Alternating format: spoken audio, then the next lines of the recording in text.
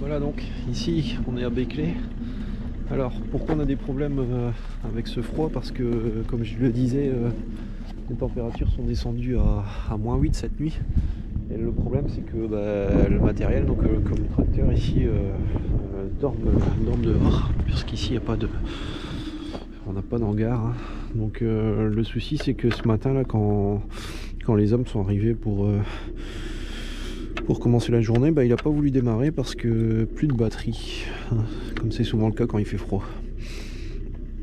Donc du coup ce matin on l'a démarré, on a mis les câbles et puis on l'a remonté ici en haut de la parcelle pour pouvoir le dépanner un peu plus facilement. Puis ici, comme il est 13h, ils vont retravailler un peu cet après-midi, donc je vais essayer de le redémarrer avant qu'il arrive. On va voir s'il a envie.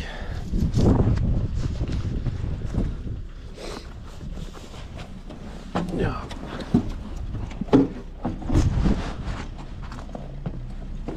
pépère.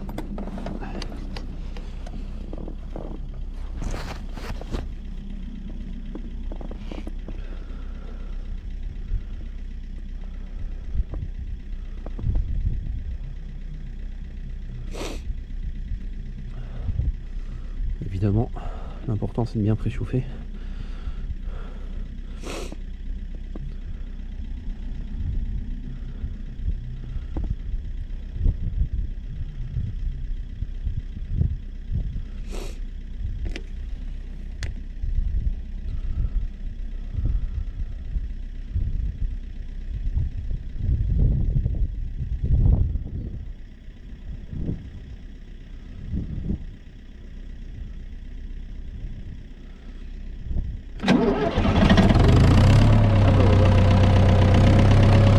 Comme une horloge.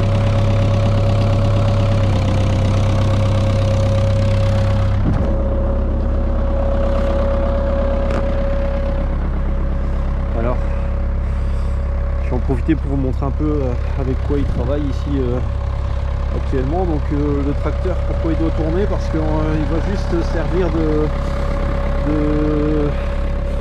force motrice, de prise de force, hein. Donc la prise de force, c'est cet organe ici qu'on voit qui va tourner et qui va faire tourner le compresseur de la cuve arrière. Donc sur la cuve, c'est une cuve d'air, hein. Une cuve d'air sous pression. On a le compresseur qui est ici, que le tracteur fait tourner, et ça envoie de l'air dans cette grosse cuve qui sert de réserve. Et puis l'air est sous pression à une dizaine de bars là dans la cuve, et puis ensuite il est envoyé dans tous les tuyaux qui se trouvent ici sur des rouleaux, hein. Donc on a plusieurs centaines de mètres de tuyaux. On peut travailler ici dessus avec 6 bonhommes, 4 d'ailleurs. Il y a 6 rouleaux. Chaque rouleau au bout a une petite prise comme ça sur laquelle on va venir connecter un sécateur pneumatique. Et donc ils vont pouvoir descendre dans les routes en tirant les tuyaux derrière eux pour tailler les arbres avec leur sécateur. Alors le froid c'est un peu embêtant parce que évidemment ici qui dit compresseur et air comprimé dit arrivée d'eau. Donc à la sortie du compresseur on a quand même ceci ici. Donc on voit qu'on a un manomètre ici, on peut régler la pression. Là on a un dessiccateur, donc c'est-à-dire que l'air avant de passer dans les tuyaux et se diriger vers les sécateurs, on va séparer l'air et l'eau va rester dans ce petit globe ici, et puis l'air passe ici et part dans ce tuyau et il va se charger en huile, et donc c'est ici dans ce globe ici on a de l'huile, et c'est une huile antigel, donc ça va lubrifier et empêcher les tuyaux de geler, hein, et les sécateurs aussi, parce que par des températures pareilles les tuyaux et les sécateurs ont tendance à geler.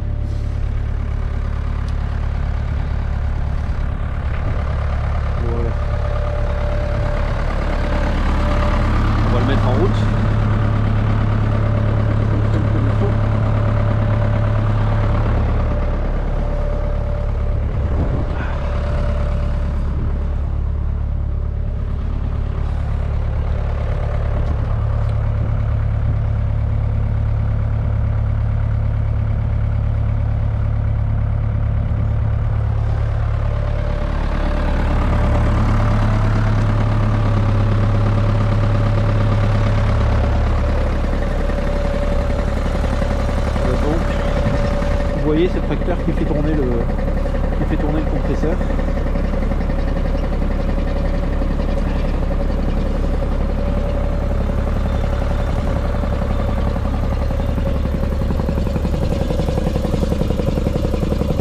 Alors pour qu'on ait une grosse cuve comme ça, c'est pour avoir une réserve d'air assez conséquente, hein, parce que si on travaillait juste avec la petite cuve qui est ici, ce serait pas possible, le compresseur ne donnerait pas d'air assez, on n'aurait pas suffisamment d'air et pas suffisamment de pression pour pouvoir travailler à dessus. Donc la cuve elle est toujours pleine, à 10 bars de pression, entre 8 et 10 bars. Le compresseur ne sert que à maintenir la pression constante.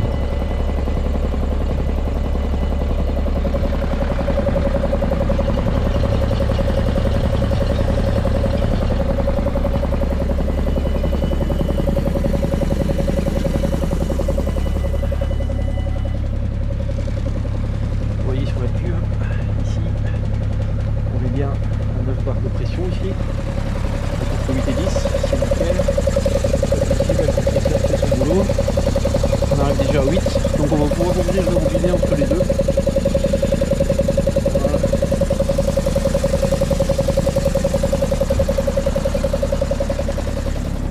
Il n'y a plus qu'à attendre que l'équipe arrive pour se mettre au boulot. Alors, évidemment le froid sur le béton pour les machines était aussi embêtant pour nous parce que ce sont pas quand même des conditions super top pour travailler. Quand on taille sur les plateformes, quand on est en haut, quand on fait les têtes, on bouge un peu plus, tandis que tailler en bas comme on le fait maintenant, on est moins actif, hein, donc forcément on a tendance à se refroidir un peu plus. Du coup il faut vraiment bien s'habiller. La neige aussi c'est embêtant parce que quand ça recouvre les branches et qu'elle givre, on n'arrive plus à voir clair dans les arbres. Mais bon, ici cette semaine on a quand même de la chance, c'est que on n'a pas plu sur les rameaux. Elle est tombée grâce au peu de vent qui a fait hier. Donc voilà.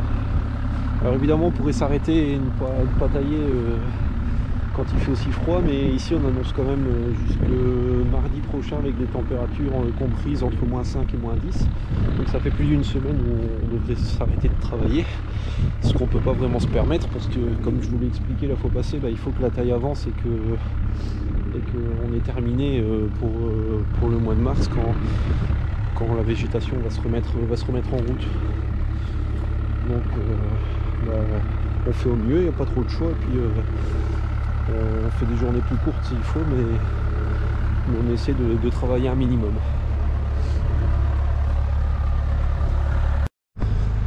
Voilà, donc vous voyez, hein, c'est pas l'Alaska, mais mais on s'en rapproche là, le temps d'une semaine en Belgique. Quand on veut travailler à l'extérieur avec des températures pareilles, évidemment il faut bien s'équiper au niveau vestimentaire. Donc l'important c'est d'avoir les vêtements adaptés, de mettre plusieurs couches, pas être habillé trop serré, et puis oui, aussi il faut toujours rester un peu, il faut bouger pour maintenir la température corporelle à niveau, on va dire. Mais c'est sûr que c'est pas le plus simple, parce que ce qui souffre le plus dans notre cas c'est les doigts, parce que les doigts bougent pas forcément beaucoup sur les sécateurs. Et on a toujours cette préhension du sécateur qui fait que les doigts s'engourdissent, et donc au final on a le bout des doigts qui devient très douloureux, qui a tendance à avoir bien froid.